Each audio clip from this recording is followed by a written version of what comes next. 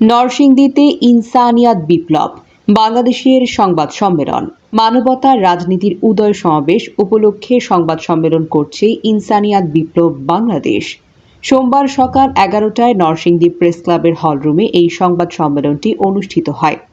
এ সময় সংবাদ সম্মেলনে ইনসানিয়াত বিপ্লব এর নরসিংদী জেলা সভাপতি মিলন মোর্শেদ জানান, একক ধর্মবাদী এবং একক জাতিবাদী গোষ্ঠীবাদী স্বৈর রাজনীতির বিনাশ থেকে সব মানুষের জীবন, ধর্ম, দেশ রক্ষায় মানবতার রাজনীতির উদয় সমাবেশে আগামীকাল 13ই ডিসেম্বর বেলাব উপজেলার রাজারবাগ বহুমুখী উচ্চ বিদ্যালয়ের মাঠে অনুষ্ঠিত হবে।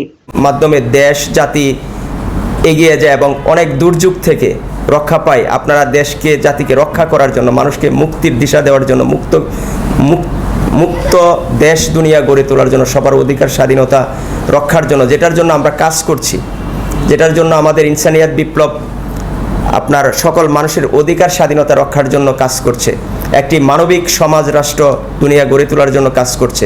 তো সেই লক্ষ্যে আপনাদেরকে আমরা আজকে এখানে সকল সাংবাদিক ভ্রাতৃবৃন্দ আপনারা যারা রয়েছেন, আপনারা সেখানে সবাই উপস্থিত থেকে আমাদের প্রাণের ইমাম আল্লামা ইমাম হায়াত আলাইহি রাহমাত, যিনি বিশ্ব ইনসানিয়াত বিপ্লব বাংলাদেশের চেয়ারপারসন, তার কাছে আপনারা সকল কথাবার্তা এবং যদি আপনাদের জানার থাকে আপনারা জানবেন এবং তার দিশা আপনারা শুনবেন, তার আলোচনা শুনবেন এবং তার কাছে সকল প্রশ্নের উত্তর আপনারা পাবেন। আমরা শুধু আপনাদেরকে দাওয়াত দিতে আসছি। ধন্যবাদ। হ্যাঁ, উক্ত সমাবেশে প্রধান বক্তা হিসাবে ইনসানিয়াত বিপ্লব এর প্রতিষ্ঠাতা চেয়ারম্যান আল্লামা ইমাম হায়াত উপস্থিত থাকবে বলে জানা গেছে।